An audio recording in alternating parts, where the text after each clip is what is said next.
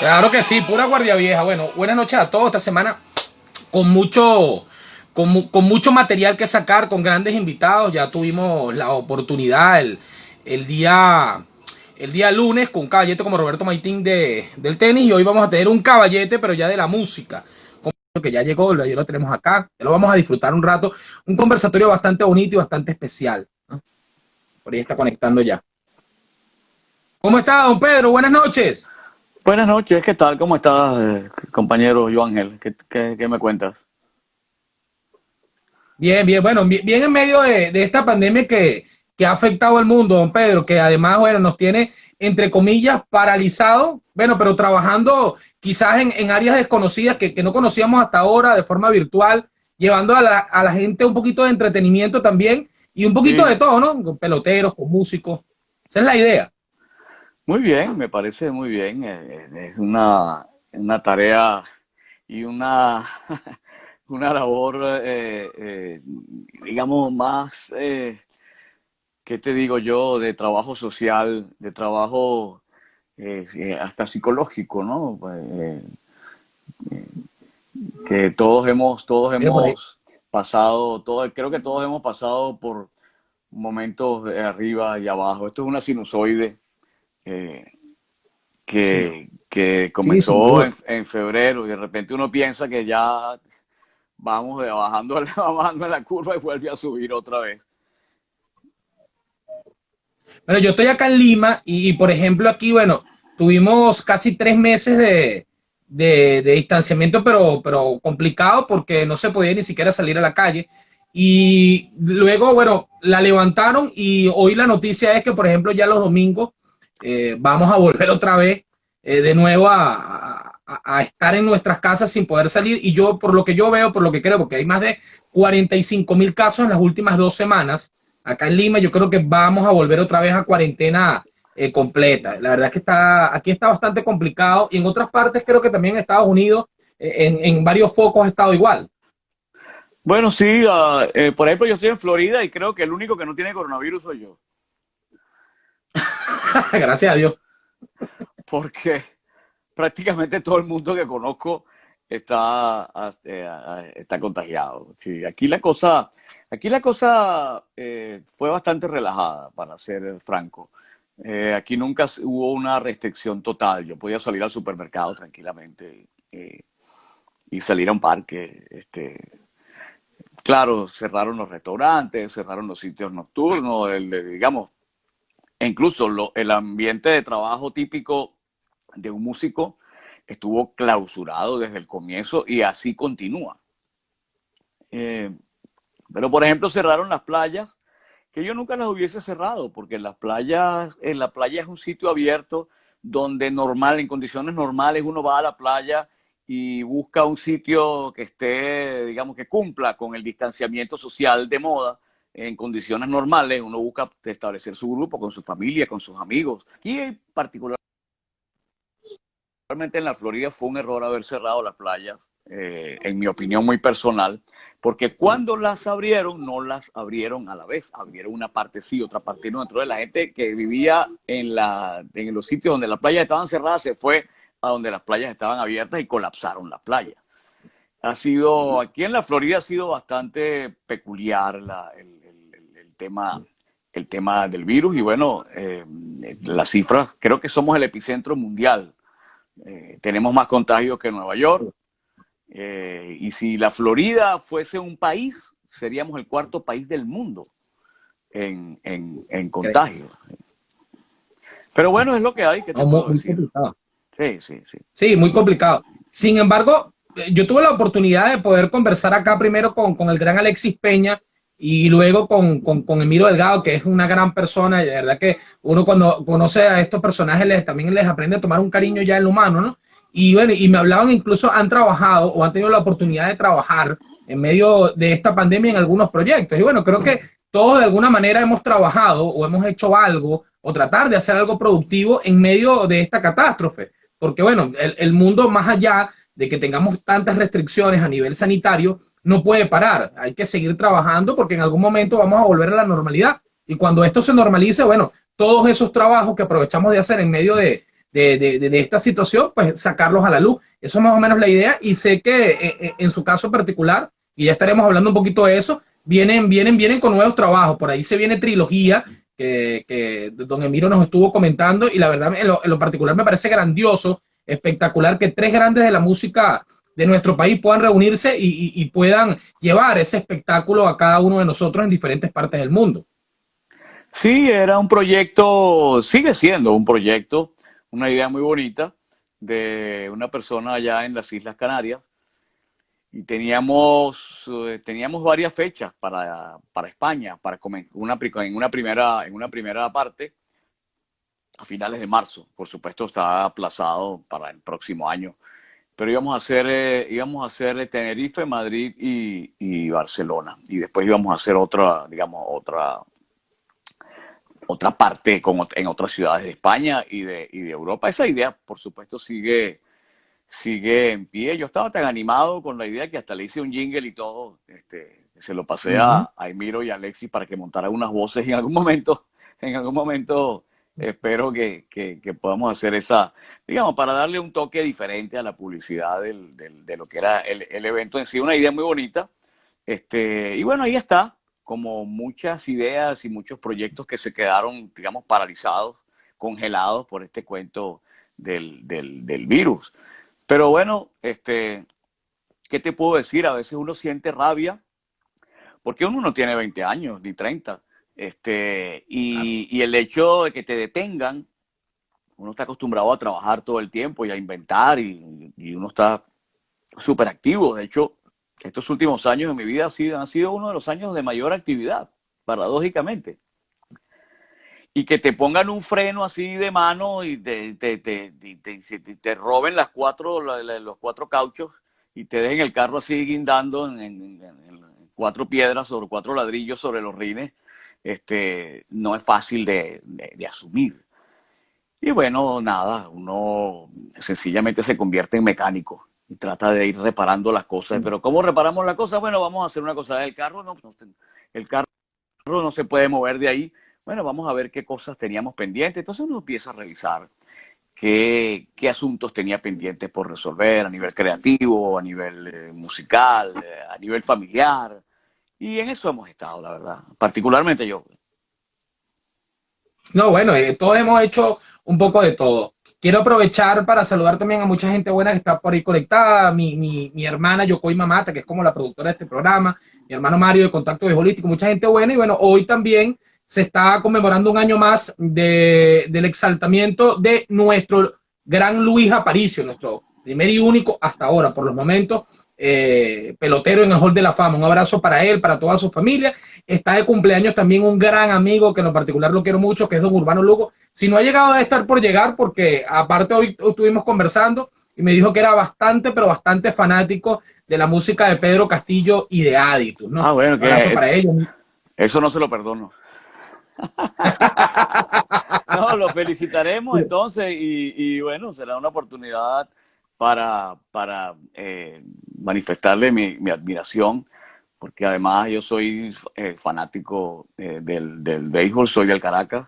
Sí. Estuve en ese no-hit, no-run que le dio Luis Tiant al Caracas en el Estadio Universitario, en el lado izquierdo del Universitario, que era el lado donde los fanáticos del dugout del Caracas. Pero bueno, fui con mi papá. Año 71, ¿no? Por ese ahí, de Luis Tiant. Por ahí, esa era la época de que pichaba en el Caracas Diego Seguí. Claro. Que era uno de los pitchers bandera del Caracas. El Caracas tenía un súper trabuco. Yo me acuerdo, los importados, me acuerdo de Richie Chamberlain, me acuerdo de Howie Reed, y me acuerdo particularmente de una serie del Caribe en la cual me convertí en magallanero, porque el Magallanes ganó, pero tenía a Gonzalo Márquez en primera base, que venía del Caracas, Gustavo Gil en segunda. Bueno, la memoria ya comienza a fallar un poco, 79. pero era un trabuco de casi todos venezolanos, por cierto. Sí. Sin duda. Bueno, por ejemplo, nombraba Howie Reed. Howie Reed fue el segundo lanzador en conseguir unos hit no run en nuestra liga, después de Lenny Yochin. que también casualmente del Caracas, ¿no? Caracas tenía un equipazo. Diego Seguí, en lo particular, me parece el mejor importado en la historia de los Leones. Bueno, es el segundo lanzador con No, más victorias. además el estilo de pichar, cómo levantaba el brazo y escondía el guante aquí con la pelota entre las piernas, Sí. era inconfundible. Esas son las marcas de algunos pitchers que uno como fanático del béisbol trata de imitar, ¿no? Cuando está caimaneando por ahí. Sí, señor, claro que sí. Bueno, por ahí tenemos una invitada también de lujo. Está la señora Zuleima de Sojo, gran amiga de esta casa. Un abrazo para ella. Y está el gran Miquel Pérez, May Pérez, que nos dice que Vizquel también es muy fan de Adito. Ay, qué bueno, vale. Tú sabes que yo tengo un cuento buenísimo con la música y el béisbol. Este, Era el 2000 algo, menos de 2010, por ahí cerca. Y estoy en Caracas, en el auditorio de Corbanca, ahí en la Castellana, presentando un disco que grabé como en el 2008. Y bueno, nada, hice 2 funciones. Y mi buen amigo Polo Troconis estaba allí y me pasó un mensaje y me dice, mira, ahí Omar Vizquel está en el público, él es amigo de Omar. Omar Vizquel está en el público. Oye, qué chévere, vale, qué maravilla, vale, qué bueno. Vale. Cuando se acaba el concierto, estamos allá en la tarima recogiendo los instrumentos, los cables, y entonces se acerca a Omar y me dice, Pedro, ¿me puedo tomar una foto contigo? Entonces yo me le quedo viendo así y le digo, mira, vamos a echar para atrás la grabación y vamos a corregir. ¿Me puedo yo tomar una foto contigo? Le digo. Y entonces nos tomamos una foto, toda la banda y con Omar. Y entonces, me dice, cónchale, ¿cómo consigo tu música? Yo soy fan de Adito y tal. Yo le digo, bueno, si me das una dirección, te mando en Estados Unidos, te mando por correo un sobre con algunas, o sea, con copias repetidas de los discos que tenga yo, claro, por supuesto, será un honor, un placer.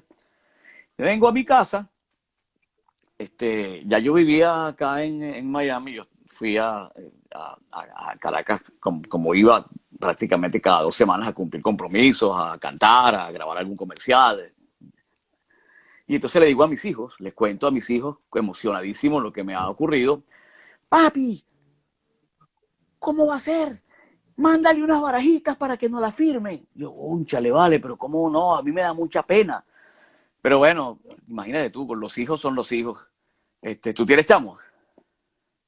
No, tengo Ah, dos. bueno, entonces ya Uno de 6 y una de 3. me podrás comprender, ¿no? Entonces, bueno, Sí, sí, nada, sí. le mando los discos a Omar en un sobre y le mando un par de barajitas que tenían mis hijos y una carta disculpándome.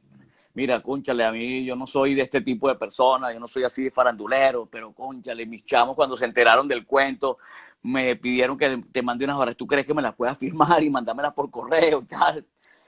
Bueno, y Omar me ha enviado de vuelta una carta de este tamaño, las barajitas firmadas, pero fotos dedicadas para los chamos, un paquete completo de obsequios para los chamos, un gesto que realmente yo no voy a olvidar.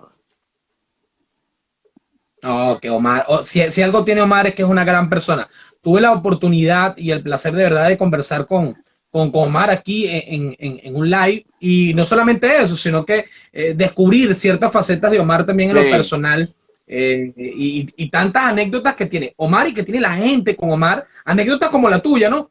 Siempre esa disposición para ayudar, para estar pendiente de los demás, ¿verdad? Que Omar un caballete, incluso Omar que tiene la tendencia siempre a hacer live de 1 hora nada más. Bueno, la verdad que conmigo fue bastante especial acá, nos regaló más de 1 hora y pudimos hablar de muchas cosas. Un caballete en todos los sentidos. Quizás mejor persona de lo que fue como pelotero y próximamente será nuestro segundo pelotero, nuestro segundo jugador en el Hall de la Fama. No tengo ninguna duda, porque los números están allí y se lo sí, merece. sí. Eso es cuestión de tiempo, tal cual. Así mismo es. Bueno, y si hablamos del Hall de la Fama, bueno, hermano, usted está en el Hall de la Fama también de la música. Porque bueno, tantas cosas, don Pedro, tantas historias, tantos años regalándonos música, regalándonos grandes momentos.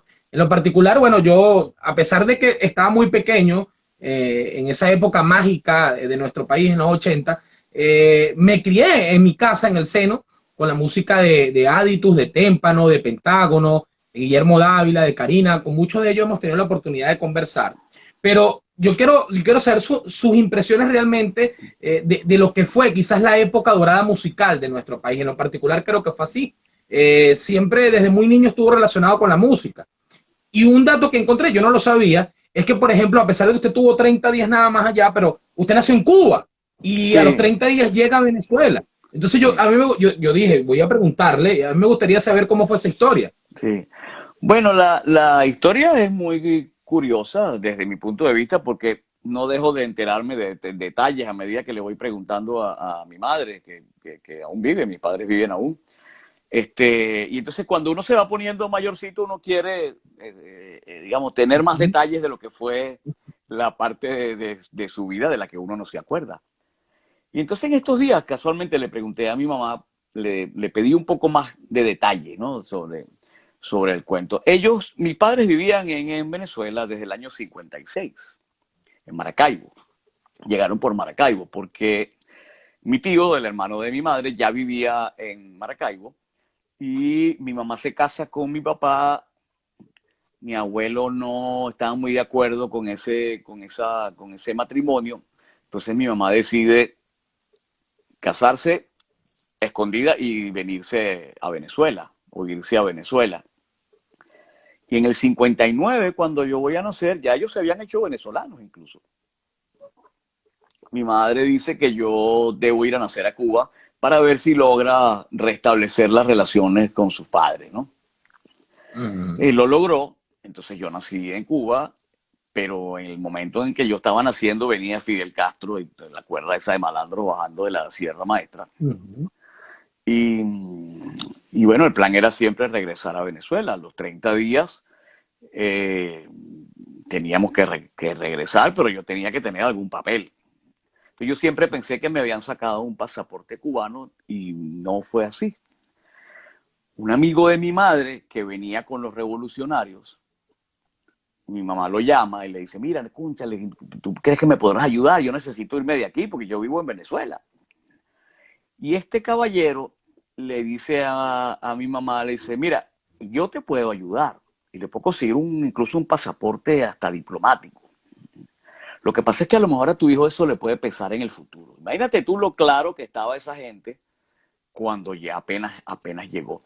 Entonces mi mamá se fue al consulado de Venezuela en La Habana, habló allí con el cónsul o con la cónsul, no sé con quién sería, Uh -huh. expuso su caso y entonces le dieron una carta, un salvoconducto para que yo pudiera salir de Cuba y apenas llegué a Venezuela, pues me naturalizaron y después me hice venezolano. Pues. O sea, prácticamente yo de cubano lo que tengo es una partida de nacimiento, pero nunca tuve pasaporte ni mayor identificación, la verdad.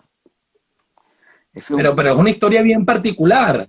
Pero porque aquí mucha gente que dice que no sabía, yo en lo particular nunca podría imaginarme, ¿no? Esa historia que incluso usted nace en medio de un conflicto que, bueno, luego años después vemos en qué terminó.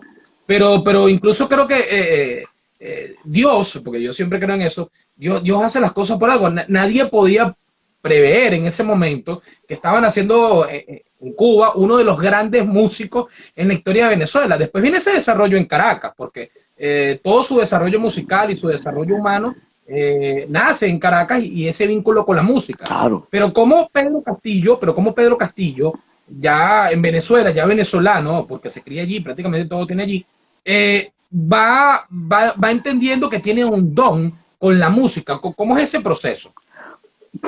Bueno, fíjate, eso, ¿qué te puedo decir? En mi caso vino primero por el gusto, por la música. Eh, Empecé escuchando radio en mi casa. La radio en aquel entonces era algo así como de culto. Los locutores, los DJs eran artistas. Los DJs eran superestrellas. Ser amigo de un locutor de radio era un lujo. Y yo era un pelado. Y lo que escuchaba era radio y a través de la radio me iba alimentando con la música. Entonces, incluso yo hacía mis propias pautas de radio, yo jugaba que yo tenía mi propio programa, yo presentaba mis canciones y todo el cuento, en la medida que, tú sabes, me iba alimentando o aprendiendo un poco de manera endógena del oficio, ¿no? Paralelamente a eso, en el colegio, tercero, cuarto año de bachillerato, empiezo con algunos compañeros de clase que tenían el mismo gusto mío a compartir música, datos y a comprar discos. Y empiezo con ese gusto por la música hasta que mi papá, que lo está viendo todo, mi papá era coleccionista, bueno, lo que pasa, bueno, mi padre vive pero ya no colecciona, pero en él entonces coleccionaba salsa buena, como Fania, ese tipo de cosas, Latin jazz, música, digamos, siempre dentro del espectro latino, pero muy fusionada con el jazz.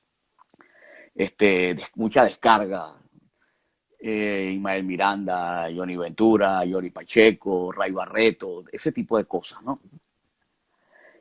Y bueno, cuando él ve que yo estoy desarrollando ese gusto por la música, un día me regala una guitarra. Y yo empiezo a agarrar la guitarra a tocar y recuerdo que empiezo a intentar de emular las cosas que tenía en mis discos que me gustaban. El grupo Génesis, el grupo Yes, el rock progresivo de aquella época básicamente, pero también otras cosas del classic rock americano, Peter Frampton, Chicago, una mezcolanza de todas Qué esas bueno. cosas. Grababa los vinilos, los pasaba a cassette y entonces, claro, con el cassette sí podías echar para atrás para ir Ujú. aprendiendo y para ir repitiendo las partes que no podía sacar. Y así comienzo a tocar guitarra de manera autodidacta. Y un día, en quinto año de bachillerato, yo estudiaba en un colegio de curas, uno de los padres que siempre veía que era como el que tenía más discos debajo del brazo en el recreo, me llama, me dice: Castillo, mire, tenemos un festival que acaban de invitar al colegio, en el Colegio San Agustín del Marqués, y no tenemos representación, queremos formar un grupo. ¿Usted cree que usted pueda formar un grupo? Y yo, padre, pero ¿y cómo hago? Bueno, busque los amigos de esos que tienen discos, armen una banda, le damos un salón acá para que ensayen, donde está el multígrafo. Y entonces para nosotros ensayar donde está el multígrafo era increíble, porque ahí era donde sacaban las copias de los exámenes. Entonces eso nos llamó mucho la atención. Y bueno, logré conseguir a una serie de amigos, todos fanáticos de la música y de algún instrumento, y armamos una bandita que representó al colegio en el Festival de San Agustín en el 76. Nos graduamos Ujú. de bachillerato, cada quien tomó su rumbo, pero el baterista, que era como así, tú sabes, mi mejor amigo del colegio, y yo nos quedamos con las ganas de seguir. Y conseguimos a un amigo que tocaba bajo en Macaracuay, que conocimos en el festival, y armamos un trío en Macaracuay, en Caracas. Luego el baterista se fue a Estados Unidos a estudiar en la universidad. El bajista y yo nos quedamos sin baterista, pero había un grupo cercano que ensayaba ahí en Macaracuay, en una de las calles cercanas a donde nosotros ensayamos y siempre nos conocíamos. Y el guitarrista de ese grupo se fue a Francia a estudiar. Entonces, esos dos grupos que quedaron, digamos, incompletos, uno llamado Diedra, que era el mío, y el otro llamado Magia, se fusionaron y esa fusión fue Témpano. Esa fusión dio origen al Correcto. grupo Témpano. Témpano con don Pedro Castillo a partir del 77, ¿no? A partir del 77, sí, de hecho, yo soy uno de los miembros fundadores de Témpano. De hecho, le puse el nombre al grupo. Ujú. Ujú. Este, y desde el momento que nos juntamos la primera vez hasta que llegamos a grabar el primer disco en el 79, tuvimos algunos cambios, sí. Sí. Y, Ajá. después que yo salí de Témpano para Aditus, Témpano tuvo muchísimos otros cambios también. Témpano ha sido un grupo por el que ha pasado muchísima gente. Solamente hay un miembro que ha permanecido común a todas las formaciones, que es Gerardo Vieda, el baterista. Ujú. Yo insisto a manera de broma en que la razón es que él era el dueño de la casa donde ensayaba el grupo. Ah, bueno, terminó siendo el dueño de la banda, ¿no? Porque era el dueño de la casa. Tal cual, tal cual. Pero bueno, con Témpano pasa, y eso lo hablábamos con Alexis. Bueno, por ahí pasó Pedro Castillo, pasó Alexis Peña y pasaron grandes, y todavía aún, porque con Pedro Castillo hay una historia tan bonita que es que Pedro Castillo pasa por Témpano hasta el 81, que se va a Aditus, pero luego vuelve de manera intermitente, incluso el primer álbum, que lo tengo por aquí, lo había notado por acá, que es Atabal Yemal, que Correcto. produce Pedro Castillo con Adicto, ajá, después lo reeditan para el año 98, ¿no? Es correcto, sí. Uh -huh, Digamos, ese álbum que hicimos en el 79, ahí estaba el Yemal, uh un -huh. álbum de contenido bastante progresivo. Eh, mira, sí, sí, sí, yo sigo siendo amigo de todos los de Aditus, la verdad. Uh -huh. Este, eh, Cuando yo salgo de Témpano para entrar en Aditus, el rock progresivo que hacíamos venía en picada. Uh Estaba -huh. surgiendo el disco music, el punk, el new wave y los grupos progresivos que nosotros emulábamos y de los cuales éramos fanáticos, pues tuvieron que adaptarse. Y entonces, Aditus comenzó a hacer cosas ya más en esa onda. Empezamos a desarrollarnos en los 80 temprano. Pero ese disco que hicimos en el 79 quedó allí como un trabajo de culto. Nosotros nunca nos enteramos en aquella época, tardamos Uh casi -huh. 20 años en enterarnos de que fanáticos del rock progresivo en distintas partes del mundo tenían ese disco como un disco de culto, pues decían, una cosa, en Venezuela hacen rock progresivo en los 70, ¿quién? Y bueno, ese disco, una copia de ese disco se conseguía, digamos, se vendía en eBay por 120, $130. Wow. Todavía incluso de las originales, selladas. Entonces, hay una disquera en Francia que se dedica exclusivamente a rescatar trabajos de ese tipo y editarlos en CD. Un buen amigo venezolano que vivía en Suiza desde hace muchísimos años, era fanático de la banda en los 70, le compra discos a esta distribuidora francesa y un día les envía un cassette. Le dice, mira, ¿no te interesaría? ¿Qué te parece esta cosa que hacían en Venezuela en los 70? Y los tipos de vuelta le mandan una postal. Le dice, por favor, nos encantaría ubicar a los integrantes, a ver si son capaces de reunirse a grabar unos 2 o 3 temas nuevos para incluirlos en una reedición de ese disco que nos gustaría hacer. Y este personaje que se ha convertido ya en el gurú de Témpano, Alexis López Bello, y se ha convertido en gran amigo nuestro y mío personalmente, un gran fanático de la música, un tipo de un nivel tecnológico y cultural envidiable, le envía a Gerardo, consigue la dirección de Gerardo y le envía a Gerardo por correo esa postal desde Suiza. Y yo me consigo a Gerardo en una tienda de computadoras en Caracas un día y estamos conversando y me dice, tú sabes que un muchacho llamado Alexis López Bello me envió una postal de Suiza donde hay una disquera francesa que quiere editar el disco de nosotros y quiere que grabemos algo. ¿Tú estarías dispuesto? Me lo pregunta así, tú sabes, medio dudoso porque yo salí de Témpano votado, a mí me votaron del grupo. Porque Sí, decían que era muy comercial, pues yo quería cantar, pues descubrí que podía cantar, entonces nada, quería cantar y ellos no querían que nadie cantara, pues. No, poca letra. Y entonces, bueno, cosas de muchachos, de quinceañeros, pues, correcto. de que pasa en todas las bandas. Yo le digo, oye, claro, vale, qué maravilla, qué chévere poder continuar el proyecto, vamos, nos reunimos en mi casa, nos tomamos una cerveza, ¿estamos todos de acuerdo? Sí, vamos a echarle pichón. Conseguimos un estudio, que era Sono 2000, donde ya yo grababa muchas cosas con Aditus y comerciales, la familia Landaeta, todos muy queridos y muy, digamos, competentes a nivel tecnológico y sonoro.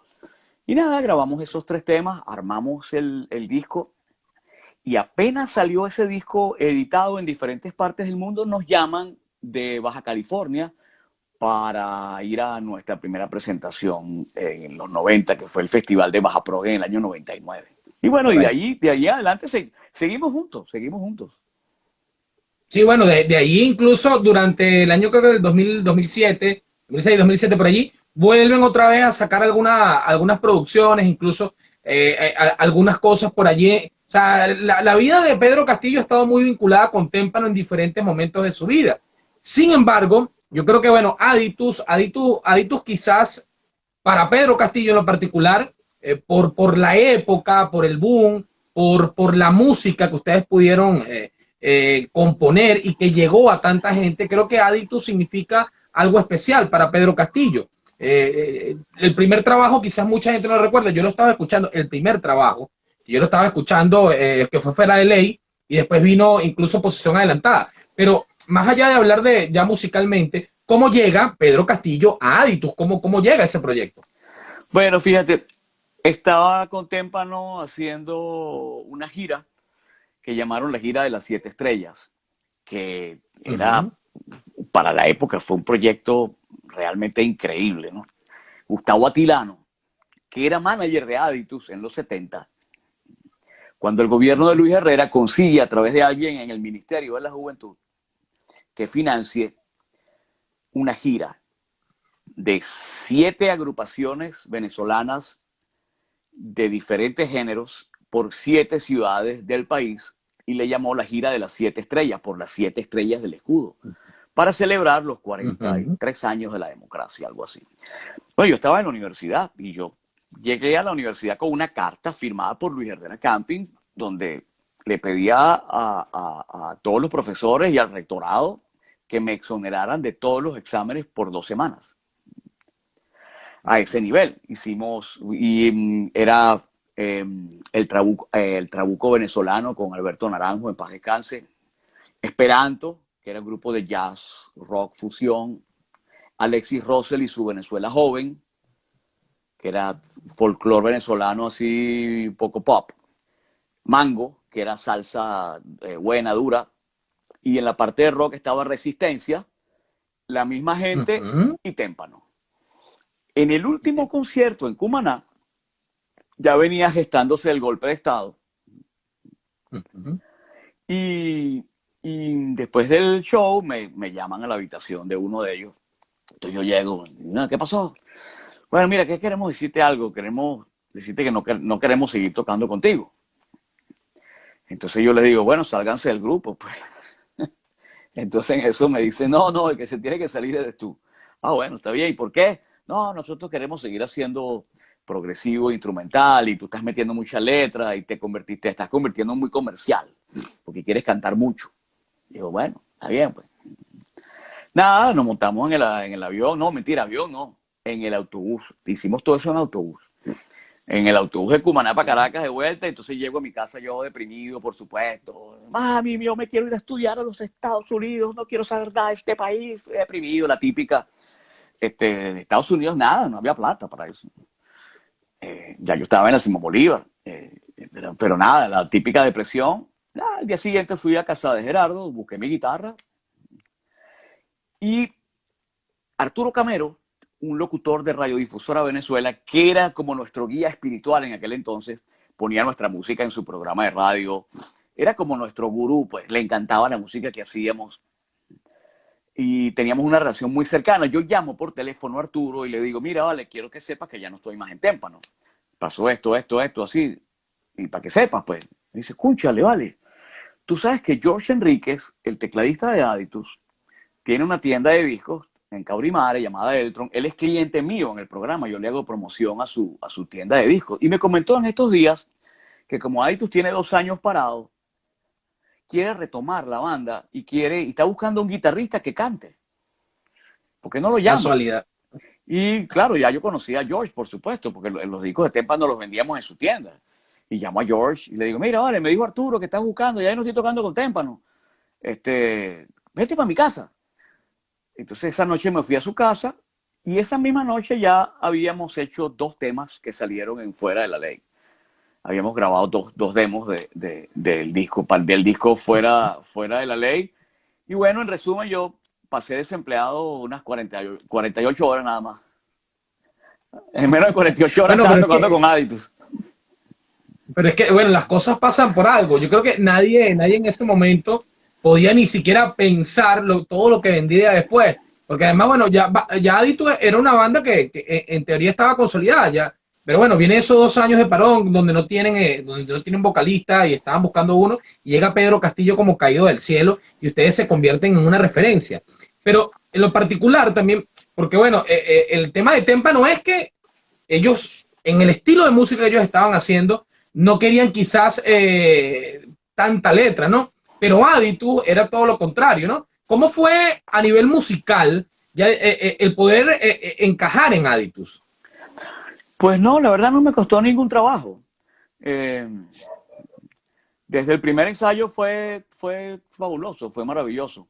Este, creo que lo que pasó era que estábamos en la misma frecuencia. Entonces entramos todos en sintonía de inmediato. Teníamos un objetivo común, estábamos claros en lo que estaba pasando a nivel musical, estábamos claros en lo que estaba terminando y George y yo coincidíamos mucho en cierta apreciación del fenómeno de la industria musical porque ambos somos melómanos, coleccionistas de discos, amantes de la música y de la radio. Entonces uno está pendiente de todo lo que está pasando, de qué cosa nueva está sucediendo y más o menos vas, tú sabes, oliendo hacia dónde va la cosa. Entonces, sencillamente, este, ¿cómo te lo explico? No existía el GPS en aquel entonces, pero ya nosotros establecimos una especie de GPS común en ese momento y apuntamos a la misma dirección. Entonces, estamos clarísimos en qué es lo que queríamos, cómo lo queríamos hacer y cuáles eran nuestras limitaciones, por supuesto. Entonces, claro, el más joven era yo. Ellos me llevan unos pocos años, pero me llevan unos pocos años. Entonces, por supuesto, yo entré, digamos, con el debido respeto por mis compañeros mayores. Entonces no tuve mayor problema en integrarme, la verdad, y comenzamos a componer, a trabajar, a ensayar durísimo. Y sobre todo a nivel personal nos entendíamos muy bien, porque en aquel entonces nosotros no estábamos buscando ser famosos, ni ser superestrellas, ni siquiera vivir de la música. Cada uno tenía su profesión. Ya de hecho ellos estaban todos graduados, un abogado, un ingeniero químico, un licenciado en idiomas, y yo estaba a punto de salir de la universidad, de graduarme de ingeniero electrónico. Entonces, para nosotros eso, la música era un hobby, que en el fondo todos soñamos siempre con vivir de la música, porque ese es el sueño. Cuando tú agarras una guitarra, un piano, una batería y descubres que la música te gusta y que puedes hacer una canción y que puedes tocar y que puedes montarte en una tarima, el sueño automáticamente es, wow, yo quiero vivir de esto, porque no hay otra cosa como esto. Y es verdad. Lo que pasa es que vivir de la música es muy difícil y cada día es más difícil. Entonces, no teníamos esa barrera, sino sencillamente lo hacíamos todo porque realmente nos gustaba, sentíamos placer en hacer lo que hacíamos. Entonces no teníamos, ¿cómo te digo yo? Compromisos, no teníamos compromisos de ningún tipo.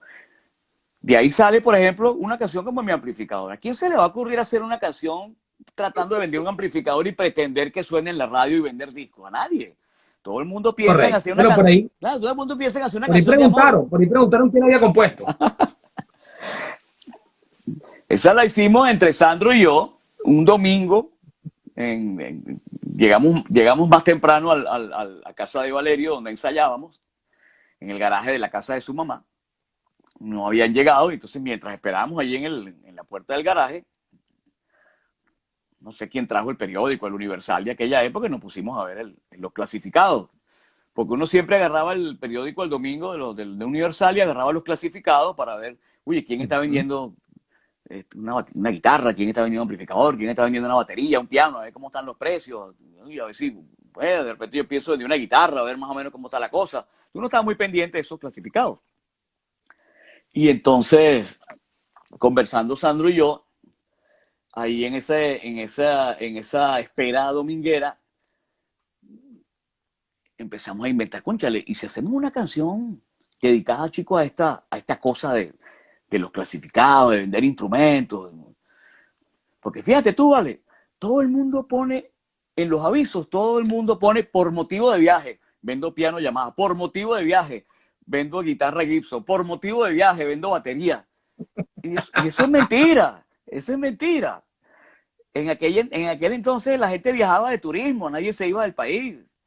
La gente, claro, los músicos vendían una batería para comprarse una mejor, vendían una guitarra para comprarse otra, porque no había plata para que comprarse una nueva y quedarse con la vieja. Entonces Correcto. decidimos componerle una canción a esa, tú sabes, a ese proceso Situación. mágico. Ajá. Y lo ilustramos a través de la venta de un amplificador por los avisos clasificados. Pero, pero es que, bueno, así, las grandes canciones nacen así, nacen de la nada, de una situación en particular. ¿Quién iba a pensar que, bueno, de una situación en particular iba a salir una canción que además fue un hito en la época? Yo me voy a ir un poquito más adelante, pues estamos hablando de los primeros discos, pero en el año 85, creo que el año 85 es un año muy bonito en lo que es la música para Venezuela, porque, no sé, grandes, por ejemplo, ese año, para ver, el año antes, bueno, entre ese año y el año antes, Karina saca también su primer disco, o sea, para estar allí en ese momento, había que ser bueno, para que te escucharan en ese momento, para sonar en la radio, había que ser bueno. Y casualmente que en el año 85 sale Juegos de Azar, y se convierte en un disco, pero es una delicia de disco, además que tiene unas canciones, porque ahí está Victoria, por ejemplo, que sonó demasiado. Yo creo que me habla un poquito de ese disco, en lo particular que significó para la banda, porque ustedes incluso iban poco a poco, iban adentrándose más, quizás por un lado en lo comercial sí, pero causaron mucho impacto porque gustó mucho a la gente. Bueno, sí, fíjate que la importancia para nosotros quizás de ese disco fue que fue como la catapulta, vamos a estar claros. ¿Por qué? Porque hasta ese entonces, desde que yo entré, habíamos hecho 3 discos, Fuera de la Ley, Posición Adelantada y AM Visión, producciones Correcto. prácticamente independientes.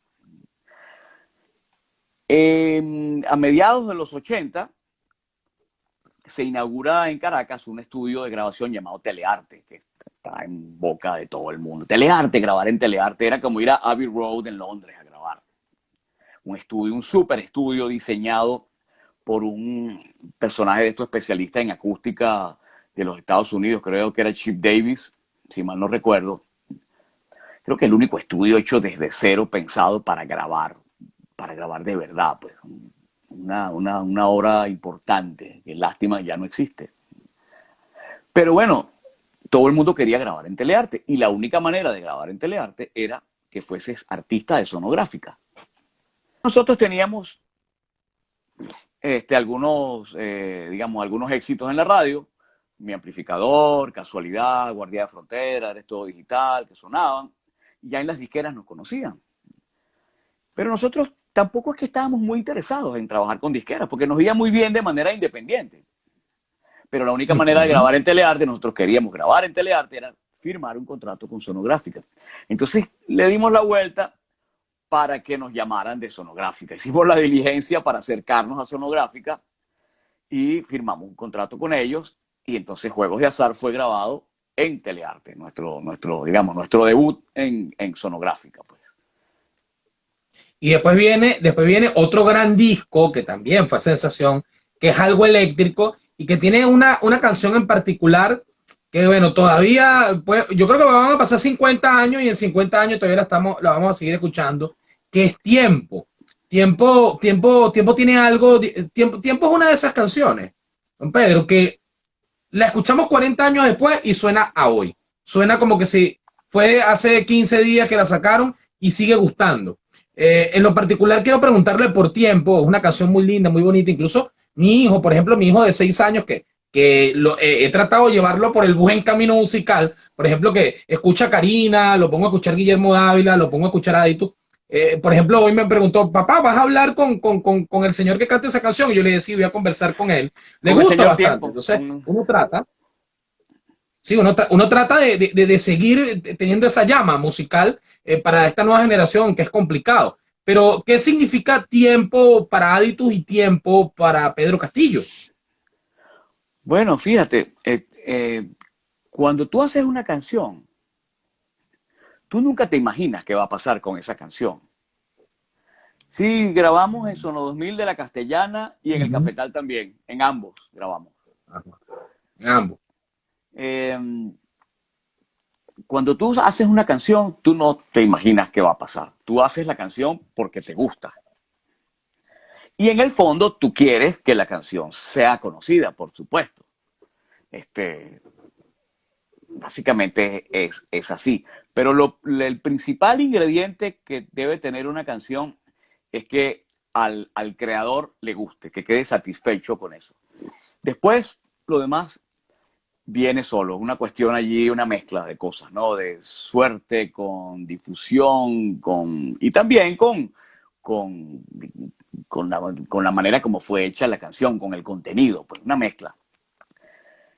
¿Qué te puedo decir? No, es otra cosa. Cuando, cuando, cuando pasan 5 años, cuando pasan 5 años y vamos a hacer un disco en vivo, y cuando llega el momento en la Universidad Metropolitana de cantar esa canción, y el tecladista se queda sin energía porque hubo un bajón de luz, el amplificador del bajo se quedó sin sonido y lo único que sonaba era mi guitarra. Este, y yo veo a mis compañeros que no arrancan, el tecladista me hace así, no, no sueno, y yo veo al bajista, no, dale, dale tú solo. Y arranco yo por primera vez en mi vida a cantar esa canción solamente con la guitarra delante de 3, 4 mil personas que había allí. Estábamos abriendo un show para Guaco. Y me doy cuenta de que todo el mundo está cantando la canción. Entonces, en ese momento es cuando tú te sientes agradecido con la vida, con Dios, con la gente, con tantas cosas, ¿verdad? Y no lo puedes creer. Esos 3 minutos o esos 4 minutos son de felicidad absoluta. Pero cuando pasan 10 años, cuando pasan 15, 20 y 30 años, y uno sigue cantando esa canción, y tú ves que todo el mundo la canta de principio a fin, te das cuenta de lo importante que es la música para la gente y que las canciones tienen dos vidas. Las canciones son como los hijos, Sí. que cuando son pequeños viven contigo, pero llega un momento que se van de la casa y dejan de ser tuyos y hacen su vida propia. A las canciones les pasa así. Lo que pasa es que las canciones, una vez que deciden hacer su vida propia, quienes se adueñan de ellas son las personas, es la gente. Y canciones como Tiempo, como Victoria, como Algo Eléctrico, ya no son de nosotros. Son de esa gente Ujú. que decidió cantarlas y decidió hacerlas suyas y decidió que esa canción cada vez que la canta o la escucha le recuerda a la universidad o le recuerda al colegio o le recuerda a una rumba o le recuerda a la playa o le recuerda a una reunión de amigos o le recuerda a una novia o le recuerda a un novio. Este, y eso es, creo yo, el nivel más alto al cual puede llegar un creador o un intérprete incluso a nivel de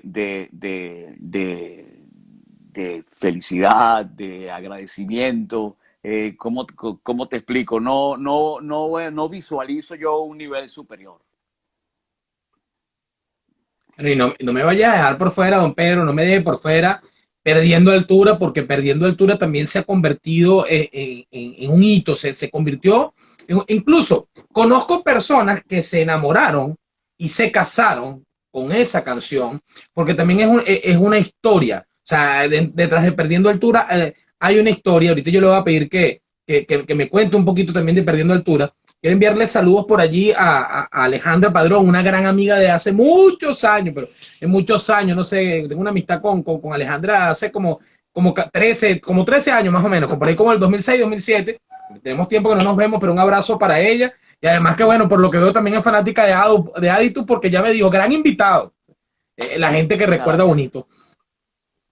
Don Pedro, perdiendo altura, que vino después en el disco siguiente, en Otro Mundo, también se posicionó entre las carteleras musicales, entre los primeros puestos. Incluso por allí, buscando, perdiendo altura, estuvo durante 18 semanas en el primer lugar de las radios de Venezuela.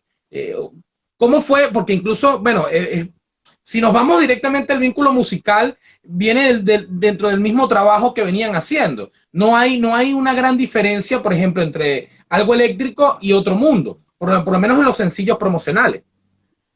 Sí, ¿por qué? Porque ya el grupo tenía una personalidad musical definida, ¿ok? Quizás en Otro Mundo tratamos de experimentar un poco. Hay canciones como Otro Mundo, Nuestro Amor es de Otro Mundo, que era un poco más tecno. Había una Es, canción que era una crítica también, llamada Tongo Bongo. Pero habían canciones más directas como No te pueden apagar y baladas como Perdiendo altura, porque tampoco podíamos tampoco podíamos torcer 90 grados. No, queríamos seguir hacia adelante, ¿eh? Pero incorporando nuevos elementos siempre, manteniendo la personalidad musical del grupo que ya habíamos, digamos, habíamos conseguido. Y eso es lo más difícil, parece mentira. Eso es lo más difícil. ¿Qué pasó? Que desde que hicimos No te vayas ahora, uh -huh. siempre nos dijimos, ok, descubrimos la balada, perfecto. Vamos a seguir haciendo baladas, sí, vamos a seguir haciendo una que otra balada. Guardia de Frontera, ¿cómo no? Bueno, Guardia de Frontera viene del mismo disco de Mi Amplificador, y Guardia de Frontera Uh sencillamente -huh. es eso. Queremos describir cómo se siente un guardia nacional que está allá abajo en Caicara del Orinoco o en San Fernando de Atabapo. Esa era un poco la idea. Pero volviendo al tema de Perdiendo altura, queríamos, queríamos seguir haciendo baladas, pero queríamos darle otro contenido. No queríamos seguir diciendo, mi amor, te necesito, no puedo estar sin ti.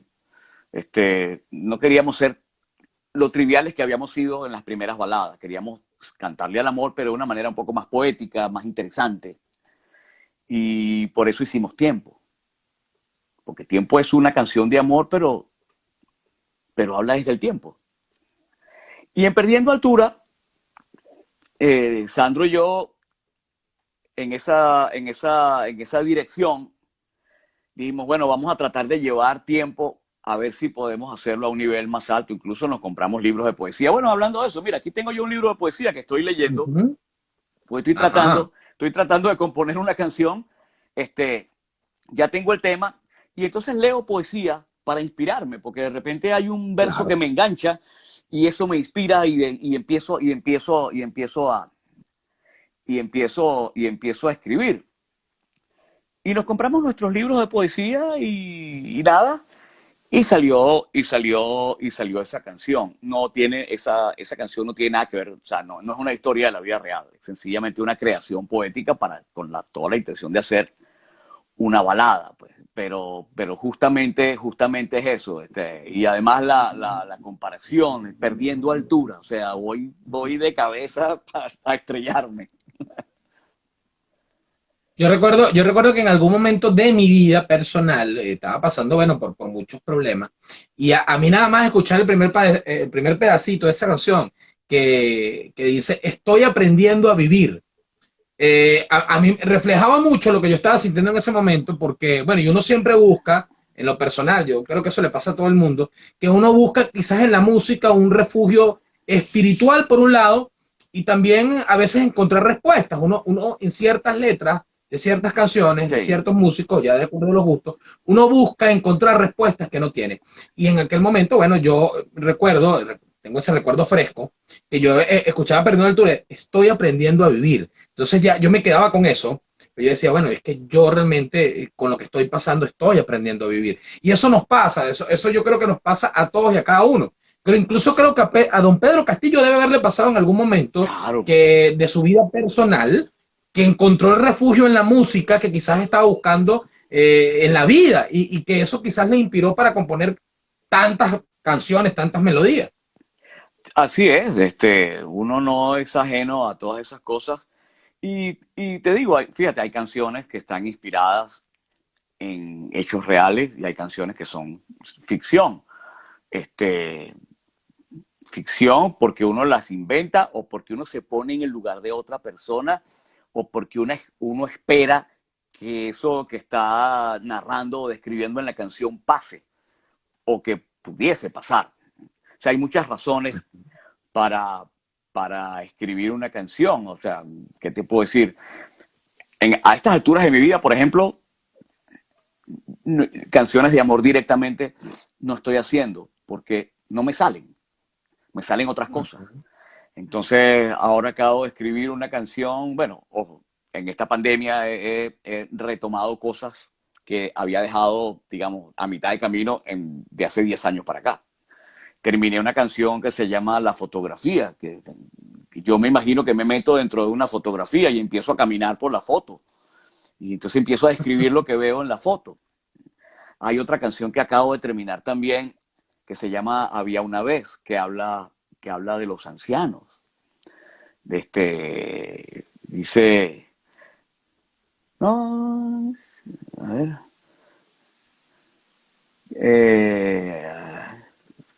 déjame, ya te voy a decir cómo dice. Ajá, ya me acordé. Fue aquella vez que no escuchó al anciano, que le advirtió temprano sobre la vejez. Entonces, habla de que un anciano generalmente repite sus cuentos. Y cuando el anciano repite sus cuentos, cuando el viejo repite sus cuentos, vuelve a vivir. Entonces, ese tipo de cosas. Ahora, ayer comencé a hacer una que se llama Menos. Entonces estoy tratando de hacer ahí, de jugar un poco y de poner a trabajar en mi mente. Y dice, tratando de dar la idea de que hay un dicho muy, muy popular que dice, menos es más. Es Entonces, correcto. la canción trata de eso, de justamente de por qué menos es más. Y ahí vamos, esa es un poco esa es un poco la mecánica, pues. Pero uno nunca se imagina lo que va a pasar con las canciones. En mi caso, Nunca. vamos a estar claros, es muy difícil, y en el caso de la mayoría de los compositores, de los creadores, cuando tú haces, digamos, tienes un cuerpo de trabajo que tiene un éxito relativo en una época y la gente lo adopta, cuando pasa el tiempo ya uno forma parte de la nostalgia. Es muy difícil, ¿cómo te explico? Que las canciones nuevas que uno hace puedan gozar de esa misma receptividad. Yo salgo a cantar por ahí a cada rato. De hecho, en los últimos años han sido de mucha actividad. Si no fuera por esta pandemia, yo estaría en alguna parte de Estados Unidos o del mundo cantándole a mis No, tú eras con compatriotas. trilogía. No paramos, no paramos. Y cada una de las presentaciones, la gente va a escuchar lo que quiere escuchar. Victoria, no te vayas ahora, tiempo, algo eléctrico, mi amplificador. Y eso es justamente lo que yo hago. Yo canto lo que la gente quiere, Escuchar. escuchar. Incluso voy más allá, de repente cuento una anécdota de que algo que me pasó con Giordano y canto una de Don Giordano. Pedro, don Pedro, se nos va a cortar el tiempo. Yo igual iba a pedir unos minuticos más, porque además quiero preguntarle por un concierto con la Orquesta Sinfónica de Venezuela, que en lo especial lo escucho cada vez que puedo porque lo tengo completo en mi computadora. Le voy a pedir que me regale unos minuticos más y para que hablemos también de esos proyectos que vienen. Entonces, nos conectamos de nuevo en un minuto. Ok, vale, venga. Ya,